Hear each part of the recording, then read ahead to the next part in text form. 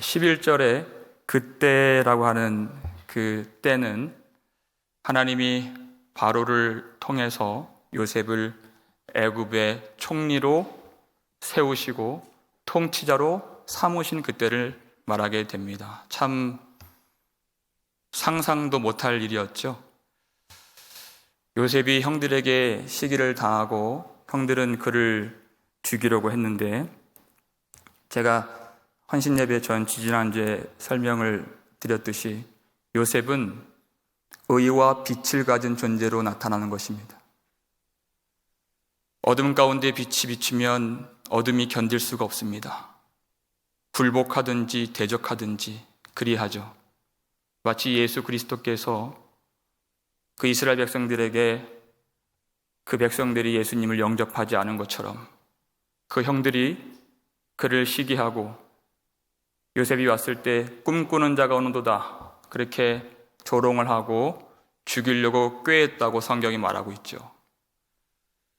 그래서 이 스데반이 이 마지막 설교를 할 때 요셉의 형제들이 그를 시기했다고 말하지 않고 우리의 조상이 그랬다 그렇게 말하고 있습니다. 9절을 보니까요, 여러 조상이 요셉을 시기하여 이렇게 얘기하고 있습니다. 이 이야기는 한 가정의 슬픈 작은 이야기가 아니라 이 속에 담겨져 있는 큰 구원에 대한 이야기를 스데반이 하고 있는 것입니다. 요셉의 그 상처와 그 가정의 어떤 그런 하나의 사건을 말하는 것이 아니라 은 20의 형제들이 그 요셉을 팔았던 이 이야기는 은 30의 예수 그리스도를 그 모든 조상들이, 유대인들이, 야곱의 그 허리에서 나왔던 12지파와 모든 백성들이 예수를 팔았던 그 이야기가 이 속에 담겨져 있는 것입니다. 그래서 예수님을 팔았던 제자도 이름이 무엇이었습니까? 유다였죠. 가룟인 유다. 그 이름 자체가 모든 유다 사람들을 대표하고 있는 것입니다. 그래서 성경은 유다가 예수님 팔았다 말하지 않고 그의 찔림은 우리의 허물 때문이라고 얘기해요. 유다가 잘못했다 말하지 않습니다. 그가 상함은 우리의 죄악 때문이라 이렇게 얘기합니다. 우리가 예수님을 팔았고 우리가 예수님을 못 박았고 우리가 예수님을 찌른 장본인이다 라고 성경은 말하고 있는 것입니다. 그렇게 고백을 해야 이사야가 말했던 그 말씀의 후반절의 치유가 우리에게 임하는 것입니다. 그가 징계를 받음으로 누가 났습니까? 우리가 평화를 누리고 해요. 그가 채찍에 맞음으로 우리가 나음을 받았도다. 이게 복음의 신비인 것입니다. 내가 예수님을 찌른 그것을 고백을 할 때, 내가 예수님을 십자가에 못 박았다고 고백을 할 때 주님 십자가에서 이루신 모든 공로와 그 의의 효력이 고백하는 성도들에게 임하는 줄 믿으시길 바랍니다. 그 생명과 구원과 치유와 회복과 평강이 하나님의 백성들에게 머물게 되는 것, 그것이 참 우리에게 주신 그 복음의 빛이 되고 진리가 되는 것입니다.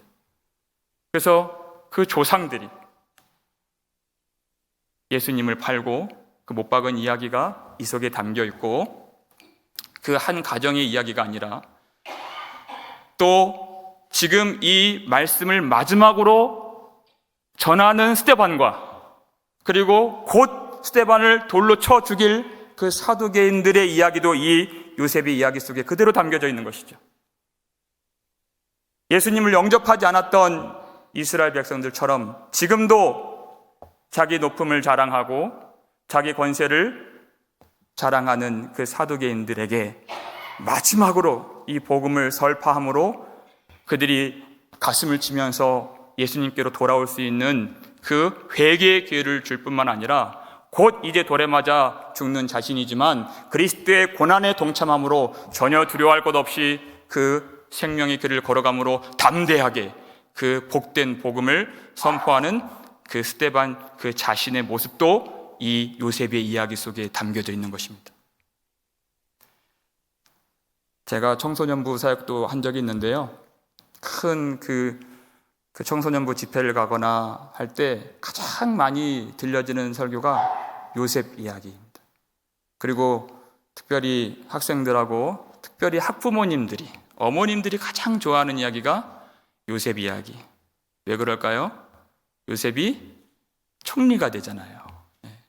그것도 흙수저인데도 불구하고 고생하다 총리되고 공부도 안 했는데도 총리가 되는 그 이야기를 참 언제나 은혜롭게 듣습니다. 그런데 이 요셉이 통치자가 되었다, 총리가 되었다, 이 이야기는 결코 이 땅에서 사는 하나님 백성들이 어떻게 하면 출세의 길을 걸어가며 높은 자리를 얻는다 하는 그 이야기가 아니죠. 그렇게 낮아지고 그리고 더 낮아진 그 요셉을 하나님이 높이신 것처럼 우리의 죄를 위하여서 종의 형체를 가지시고 낮아지신 예수 그리스도를 하나님이 그를 지극히 높이신 이야기. 그래서 하늘에 있는 자들과 땅에 있는 자들과 땅 아래에 있는 자들로 모든 무릎을 예수의 이름 앞에 꿇게 하시고 모든 통치와 권세를 그 아들 예수에게 다 주셔서 모든 만물과 온 우주의 통치자로 우리 주 예수를 삼으신 그 복음의 이야기를 우리에게 주기 위해서 요셉이 총리가 되고 통치자가 된 것입니다. 그 이야기 속에서 이 창세기는 그래서 요셉을 구원자의 모습으로 우리에게 가르쳐주고 있는 것이죠. 창세기 45장 7절 말씀 보니까요, 이렇게 해석을 해주고 있습니다. 함께 읽겠습니다. 하나님이 큰 구원으로 당신들의 생명을 보존하고 당신들의 후손을 세상에 두시려고 나를 당신들보다 먼저 보내셨나니. 이게 바로 요셉의 그 위치인 것입니다. 성경에서. 그래서 바로도 요셉에게 이름을 줄 때 사브넷 바네아라고 하는 이름을 지어. 그 이름의 뜻 자체가 바로 세상의 구원자요 생명의 보존자라는 뜻입니다. 그리고 그 제사장 보디베라의 딸 아스낫과 결혼을 해서 요셉이 자식을 낳는데 그 장남의 이름이 무엇입니까? 므낫세라는 이름을 갖죠. 성경에서 그 므낫세라는 이름을 해석해 주기를 요셉의 모든 고난과 그 아버지 집에서 있었던 모든 고통을 잊어버리게 하셨도다. 하나님이 모든 상처와 그 아픔을 잊어버리게 하신 그 은혜를 담은 이름이 바로 므낫세라는 이름인 것입니다. 하나님의 은혜가 임하면 참 많은 고통이 있었죠. 얼마나 많은 어려움을 요셉이 겪었습니까? 그런데 그 은혜가 그 심령이 부어지고 은혜에 압도될 때는 어떤 상처도 그 속에 남지 않습니다. 어떤 원망도 그 속에 남지 않는 것이죠. 그래서 그 기뻐하는 그 마음으로 주님께 영광을 돌리며 이름을 지었습니다. 그 어떤 그 형제들에 대한 미움이나 원망이나 불평이 없어지는 그 마음. 그래서 결국 이 구원이 이루어질 때 형제들에게 무엇을 줍니까? 용서를 주고 사랑을 주는 그 구원의 수요자로서 요셉이 등장하게 되는 것이죠. 그리고 형제들은 용서를 받고 구원을 받게 되는 것입니다. 우리가 이 땅을 살아갈 때 하나님 앞에서 반드시 은혜 받고 하나님의 사랑을 아는 자로서 우리 안에 회복되어야 할 것이, 우리 상처가 남지 않을 정도로 큰 사랑을 받은 우리이기에 모든 그 땅에서의 어려움과 고통을 잊어버리게 하신 하나님을 찬양하실 수 있기를 축원합니다. 베드로 사도가 만물이 마지막에 가까웠으니 그러므로 너희는 정신을 차리고 근신하여 기도하라 그랬습니다. 만물이 마지막에 가까웠기 때문에 우리가 기도해야 할 이유, 반드시 주님의 은혜를 구하고 유혹에 넘어지지 말아야 할 그 이유, 그것을 그 베드로전서 4장 8절에서 이렇게 말하고 있습니다. 함께 읽겠습니다. 무엇보다도 뜨겁게 서로 사랑할지니 사랑은 허다한 죄를 덮느니라. 아멘. 그렇습니다. 여러분, 마지막 때가 되면요, 예수님이 마태복음 24장을 보니까 마지막에 처처의 기근과 지진이 일어나고 민족이 민족을 대적하고 나라와 나라가 싸워서 큰 환란이 온다고 그랬어요. 그 대환란이 올 때, 그때 사람들이 어떻게 되느냐? 서로 죽이는데 잡아다 내어주고 서로 실족하여서 서로를 미워하게 되리라 그랬어요. 그게 마지막 대환란에 벌어지게 될 교회의 아주 위태로운 일인 것입니다. 여러분, 욥의 고통을 보십시오.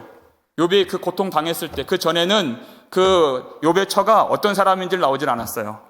그런데 욥이 고통을 받고 나니까 욥의 처가 뭐라고 얘기합니까? 잘 살았을 때는 그가 어떤 사람인지 잘 몰랐지만 그렇게 어려워졌을 때 하나님을 욕하고 죽으라 이렇게 얘기해요. 여러분, 우리가 풍요롭게 살 때는 어쩌면 그렇게 또 싸울 일이 없는지 모르겠습니다.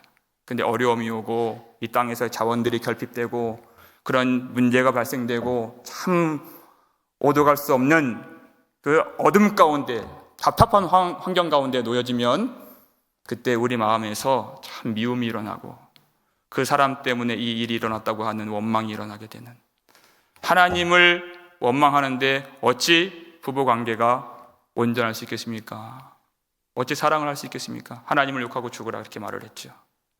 그래서 마태복음 24장 12절 보니까 불법이 성함으로 많은 사람의 사랑이 식어지리라 이렇게 말씀하셨어요. 정말 위험한 일입니다.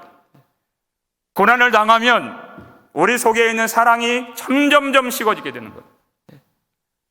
그 어려운 일이 일어나게 되면 그 일 때문에 이렇게 된 것이라고 하면서, 그때 우리 아버지가 알코올 중독만 아니었다면, 그때 내 아들이 약을 하지 않았더라면, 그때 우리 부모가 사업이 망하지만 않았더라면, 그 어려운 가운데서 그나마 남았던 사랑도 쪼그라들면서 원망과 미움으로 그렇게 깨어지는 가정이 되는 그 마지막 때, 주님이 교회에 부탁하시고 명령하시고 그리고 은혜를 주시면서 우리에게 말씀하신 바가 무엇입니까? 마지막 때가 가까울수록 서로 뜨겁게 사랑하라.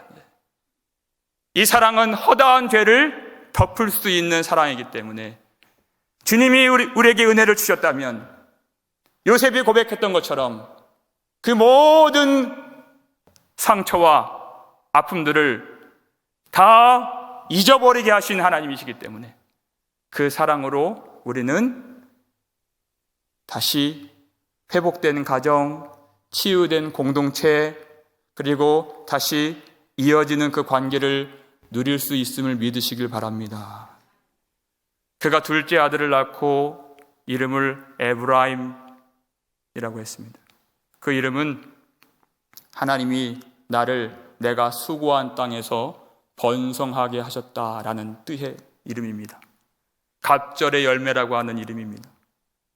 그래서 하나님이 요셉에게 그 죄인의 신분이었던 요셉이었지만 그를 통치자로 세웠을 때에는 그에게 얼마나 큰 은혜를 주셨습니까? 그와 함께하는 그 애굽, 모든 가나안과 애굽에도 그 흉년과 기근이 찾아왔다고 했는데, 요셉이 함께하는 그 애굽은 요셉의 지혜로 말미암아 창고를 만들고 풍성할 때 그것을 저장하여서 그 수가 얼마나 많은지 세기를 포기하고 그것이 정말 많아서 셀 수가 없었음이었더라 이렇게 말하고 있습니다. 곡식이 얼마나 많은지요. 그것이 부족했다면 이방 나라 사람들이 와서 그것을 사도록 허락하지 않았을 것입니다. 흉년의 때에도 풍성하도록 요셉을 통하여서 먹고 누릴 수 있도록 그렇게 하나님이 요셉에게 그 풍성한 소출 갑절의 열매를 요셉을 통해서 모든 민족이 누릴 수 있도록 부어주셨습니다.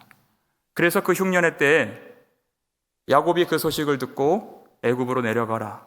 그 10명의 아들들을 보내죠. 그 10명은 누구입니까?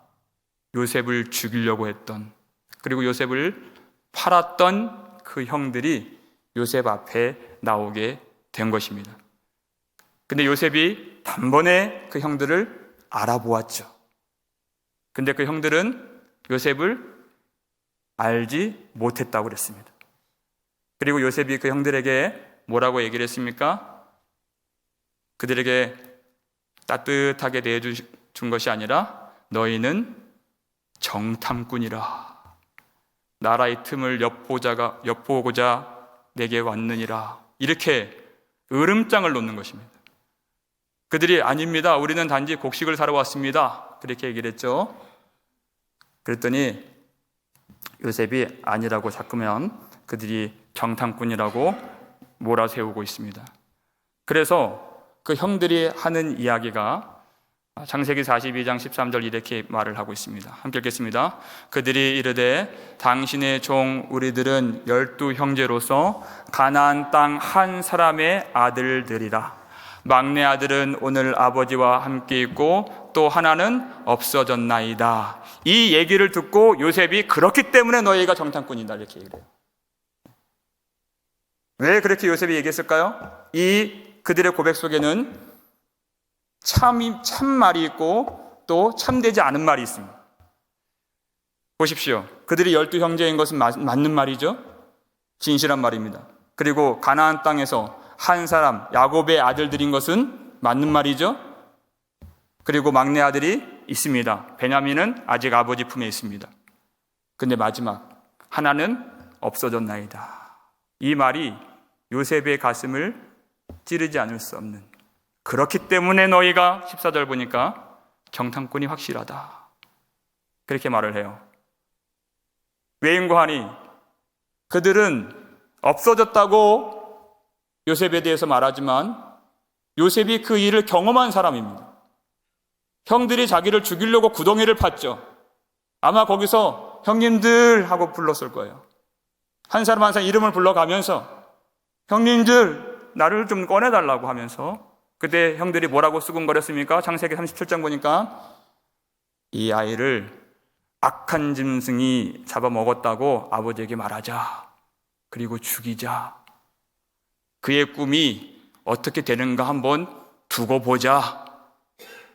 그렇게 수근수근거리고 구덩이 옆에서 그들은 요셉을 죽게 내버려 두고 그들은 살려고 음식을 먹었습니다. 형님들, 그들은 듣고 응답해 주지 않았어요. 그걸 아는데 요셉이 그 생생한 기억이 있죠. 21년 전 일입니다. 그런데 그들은 그가 하나는 없어졌나이다 그렇게 말하고 요셉이 잠깐 3일 동안 그들을 가두어 두고 그리고 다시 빼내어 주었습니다. 그때 자기들끼리 이야기하는 그 내용을 들었어요.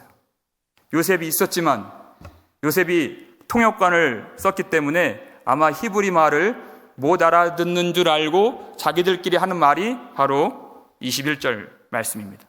함께 읽겠습니다.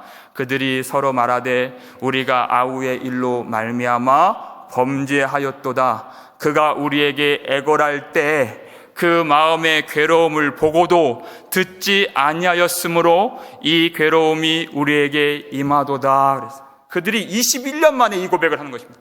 우리가 요셉의 일로 말미암아 범죄하였도다.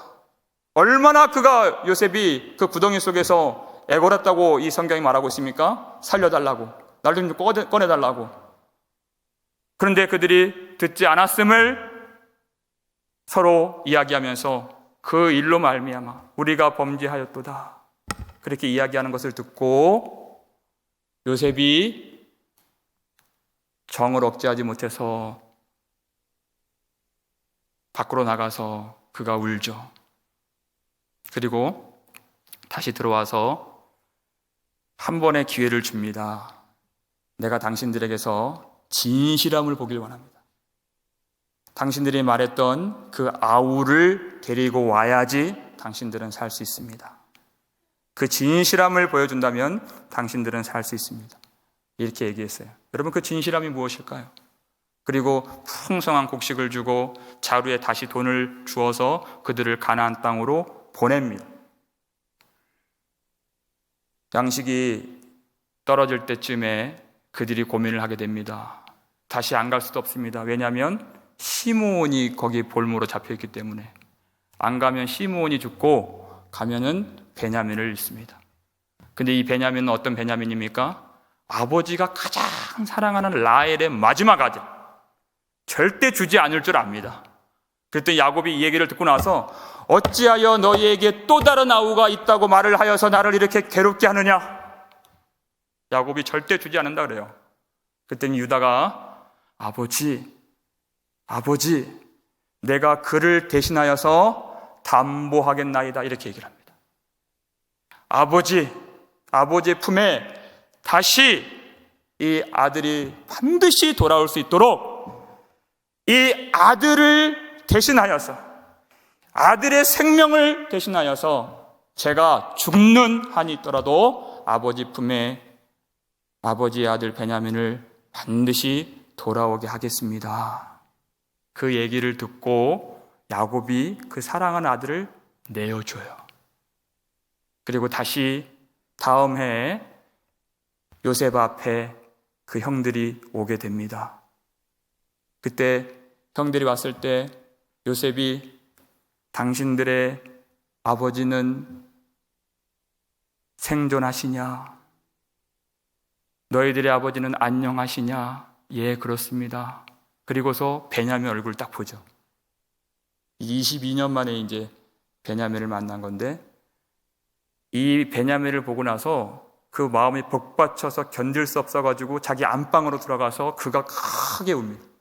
그리고 다시 얼굴을 닦고 나와서 아무런 일 없었던 것처럼 그들을 식탁에 앉히는데 아들을 1번부터 순서대로 앉히는 거예요. 그들이 참 이상하게 여기죠. 자기들 순서를 알려준 적도 없고 자기들도 헷갈리는 이 순서인데 하나씩 앉혀주는 거예요. 네. 그리고 그들이 즐거운 식탁의 교제를 나눕니다. 그리고 돌아가라. 음식을 많이 주면서 아버지를 잘 봉양해라. 그렇게 돌려보내는데 요셉이 어떤 일을 꾸미죠? 그의 은잔을 누구의? 베냐민의 자루에다 집어넣어요. 그리고 청지기를 쫓아가게 합니다. 그 청지기가 그들을 세워가지고 어찌 우리 주인의 그 선대를 악으로 갚느냐? 우리 주인의 그 귀한 은잔을 너희가 어찌 가져갈 수 있겠느냐? 그런 적이 없습니다. 우리는 그러지 않았습니다. 하고 보니까 베냐민의 자루에서 이 은잔이 나왔어요. 그래서 이 베냐민은 영원히 애굽에서 종살이를 해야 됩니다. 그래서 이 형제들이 다시 요셉 앞에 나와서 무릎을 꿇게 되는 그 22년 전에 17살 때 요셉이 꿈꾼 그대로 이루어졌습니다. 이제는 무릎을 꿇고 그 형제들이 그 요셉 앞에 애걸하는데 그때 누가 나옵니까? 유다가 말을 하는 거예요. 유다가 이렇게 얘기를 합니다. 44장 16절 말씀 함께 읽겠습니다. 유다가 말하되 우리가 내 주께 무슨 말을 하오리이까? 무슨 설명을 하오리이까? 우리가 어떻게 우리의 정직함을 나타내리이까? 하나님이 종들의 죄악을 찾아내셨으니 우리와 이 잔이 발견된 자가 다 내 주의 노예가 되겠나이다 그랬어요. 유다의 고백이 무엇입니까? 우리가 주께 무슨 말을 하오리까? 우리가 무슨 설명을 하오리까? 우리의 정직함을 어떻게 나타내리까? 그들이 하지 않았다고 이것을 증명할 방법이 없다고 억울해서 하는 말이 아닙니다. 우리는 정직함이 없습니다라는 뜻이에요. 왜냐하면 하나님이 죄악을 찾아내셨기 때문에. 그가 안 했다고 그들이 시침을 떼는 것이 아니라 그들이 답답해서 가슴을 치는 것이 아니라 우리가 주께 할 말이 없습니다. 우리가 드릴 말씀이 없습니다. 하나님이 죄악을 찾아내셨기 때문에 우리는 주인의 종이 되는 것이 마땅합니다. 우리가 다 주의 노예가 되겠나이다. 이렇게 얘기를 해요. 억울하다 말하지 않습니다. 근데 요셉이 아니다. 그럴 필요가 없다. 그 자루에서 은잔이 나온 그 사람만 종이 될 것이라 이렇게 얘기를 해요. 왜 그렇게 얘기를 합니까? 이것은 구원의 이야기이기 때문에 그래요. 대속의 이야기이기 때문에 그래요. 그 한 사람만 종이 되는 것이다. 그랬더니 그 사람이 누구입니까? 베냐민이잖아요. 자기가 아버지하고 약속했던 그 베냐민, 반드시 살려보내야 하는 그 베냐민이 그 자루의 주인이었습니다. 그랬더니 유다가 요셉에게 다시 이야기를 합니다. 주께서 전에 저에게 너희들에게 아버지가 있느냐 물으신 적이 있으시죠? 그때 아버지가 있나이다. 아버지가 노인입니다. 아버지에게 아들이 하나 있고 그 형이 있었는데 그 형은 죽고 그 어머니가 낳은 아들 하나 남았습니다. 그런데 우리 아버지가 그 아들을 사랑하는 아들입니다라고 우리가 얘기 드린 적이 있지 않습니까? 주인이여, 이 이야기를 노하지 마옵소서. 주의 귀에 들리도록 허락하옵소서. 이 아들은 우리 아버지가 사랑하는 아들입니다. 이 아들이 없으면 우리 아버지는 죽습니다. 아버지와 아들은 하나로 묶여 있거늘 이 아들이 살아 돌아가지 못하면 우리 아버지는 흰머리로 슬퍼하며 수올로 돌아가게 됩니다. 다만 이 아들을 살려보내시고 나를 종삼아 주옵소서, 이렇게 얘기합니다. 그래서 뭐라고 얘기합니까? 마지막으로 44장 33절입니다. 함께 하겠습니다. 이제 주의 종으로 그 아이를 대신하여 머물러 있어 내 주의 종이 되게 하시고 그 아이는 그의 형제들과 함께 올려 보내소서 그랬습니다. 바로 요셉이 찾고자 했던 진실함이 바로 이것이었습니다. 그 전에는 그 형제들이 전혀 아버지를 생각하지 않았어요. 아버지가 기쁘든지 슬프든지 고통스러워하든지 말든지 상관없이 자기의 의 그거 지키려고, 그 빚된 요셉을 죽이려고 그렇게 아버지가 가장 사랑하는 그 아들 그 요셉을 죽이려고 구덩이를 파고 팔아버리고 그 채색 옷에다가 수염수 피를 묻혀서 그저 아버지의 마음 헤아리질 않고 그렇게 아버지를 대적하고 그 형제를 죽이고자 했던, 형제를 팔아버리는 그런 유다요, 그런 형제들이었습니다. 그런 조상들이었죠. 그런데 우리가 우리 아우의 일로 말미암아 범죄하였도다 라는 고백과 함께 그 전에 생각하지 못했던 아버지, 우리 아버지가 이 아들 없으면 슬퍼하며 스올로 돌아갑니다. 이 아버지를 위해서, 그리고 이 아들을 위해서 제가 대신하여서 머물러 종이 되겠나이다 하는 그 진실한 회개와 사랑이 그 속에 있음을 요셉이 본 겁니다. 바로 우리 구주 예수 그리스도의 그 십자가의 대속의 사랑이 바로 이와 같은, 우리 예수님이 누구의 자손으로 오셨습니까?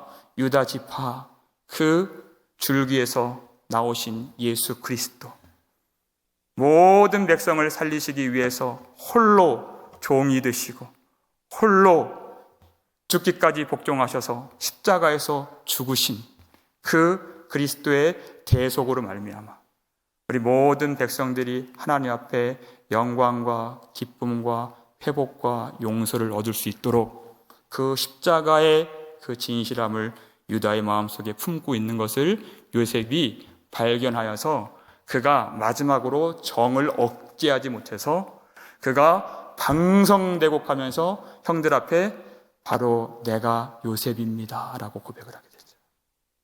모든 애굽에 있는 사람들은 다 내보냈어요. 그 구원의 자리에 애굽 사람들은 들어올 수가 없습니다. 내가 요셉입니다. 그리고 너희들은 다 나가 있어라. 그리고 옛날 성경 보고 하니까 방성대곡하였더라. 얼마나 울음소리가 컸는지 애굽에 있는 모든 신하들과 궁중의 사람들이 그 소리를 듣더라 할 정도로 그가 울었습니다. 슬퍼해서 운 것이 아닙니다. 그가 상처가 많아서 운 것이 아닙니다. 하나님이 구원을 이루어 주셨기 때문에 그가 울 수 있는 것입니다. 사람이 할 수 있는 것이 아닙니다. 당신들이 나를 팔았다고 해서 한탄하지 마소서, 근심하지 마소서. 하나님이 생명을 구원하시려고, 하나님이 생명을 구원하시려고 나를 당신들보다 먼저 이곳에 보내셨나이다. 내가 요셉입니다. 라고 그렇게 요셉이 자기를 고백을 하게 되죠. 그때 서로 함께 어긋맞히면서 끌어안으면서 울고 서로 용서를 고백하고 서로 다시 하나님 앞에 회복된 그 가정의 은혜를 누리는 그런 그 모습. 여러분, 이것은 사람이 할 수 있는 일이 아닙니다. 여러분, 애굽에 내려가는 것은 그들이 풍성한 양식을 먹기 위해서 내려가는 것이 아닙니다. 왜 하나님이 요셉을 먼저 보내셨습니까? 왜 하나님을 구원자 예수님을 이 땅에 먼저 보내셨습니까? 그리고 그의 백성들이 왜 이 험난한 땅에서, 왜 이 이방 땅에서 그 본향을 등지고 이 땅에 왜 우리가 잠시 잠깐 살아야 됩니까? 바로 이 유다와 같이, 이 형제들과 같이 그 자신의 그 옛 자아를 하나님이 이 땅에서 죽이시고 먼저 보내신 예수 그리스도 그 십자가에 우리를 묶어주셔서 내가 그리스도와 함께 십자가에 못 박혔나니의 그 십자가의 현실을 이 이방 땅에서 경험케 하시고자, 전에는 아버지의 마음이 무엇인지, 아버지가 기뻐하시는지 슬퍼하시는지 전혀 아랑곳하지 않는 그런 인생이었지만 이 이방 땅에서 옛 자아, 내가 왕이 되고자 하는, 나의 의를 자랑하고자 하는, 세상의 것들을 더 좋아하는 정욕과 탐심과 원망과 미움과 자기 중심성이라고 하는 그 죄를, 그 옛 자아를 하나님이 죽이시고 십자가에 못 박아 주셔서 우리를 위해서 피 흘리신 예수 그리스도 다 이루시고 성취하신 그 값으로 사신 영원한 나라, 하나님의 나라에 들어갈 수 있는 생명과 구원과 회복과 치유를 누릴 수 있도록 우리를 이 땅에서 옛사람을 죽이시는 하나님, 그리고 그 위에 새 생명을 부어주시는 하나님을 찬양하실 수 있는 저와 여러분 되기를 주의 이름으로 축원합니다. 그 과정 속에서요, 모든 깨어졌던 가정들을 하나님이 회복시켜 주시는 거예요. 하나님 사랑하는 마음, 하나님 생각하는 마음을 다시 회복시켜 주시고, 모든 그 공동체에 나누어지고 헐뜯고 원망하고 정죄하고 판단했던 그 관계들을 다시 이어주시고, 나의 모든 슬픔과 상처, 그 사람 때문에, 그 사고 때문에, 그 사건 때문에, 그 일 때문에 이렇게 되었다고 하는 그 모든 원망과 상처를 다 은혜로 씻겨져 내려가게 하시는 그 하나님의 은혜가 우리 가운데 경험될 수 있도록 하시는 줄 믿으시길 바랍니다. 그래서 요셉은 그들을 알았다고 했죠. 형제들은 몰랐습니다. 우리 주님이 우리를 먼저 아시고, 주님이 먼저 우리를 사랑하시고, 먼저 이 땅에 내려오시고, 그 구원의 길을 예비하시고 십자가를 먼저 주신 사랑, 베푸심으로 우리가 그 길을 따라갈 수 있도록, 거기서 십자가를 보면서 마음이 녹아질 수 있도록, 예전에는 내가 나를 붙들므로 형제를 죽이고 아버지를 아프게 하고 그렇게 살았던 우리지만, 내 옛 자아가 죽는 십자가의 자리에서 아버지를 다시 사랑할 수 있는 마음과 형제를 사랑하고 용서하고 화목할 수 있는 생명의 자원을 우리에게 부어주신 하나님, 그 은혜를 경험하는 저와 여러분 되시기를 주의 이름으로 축원합니다. 구원의 길 걸어가면서 회복되는 가정, 다시 살아나는 사랑으로 충만한 교회, 그리고 하나님의 은혜로 가득한 감사가 넘치는 우리의 인생 되기를 주의 이름으로 축원합니다.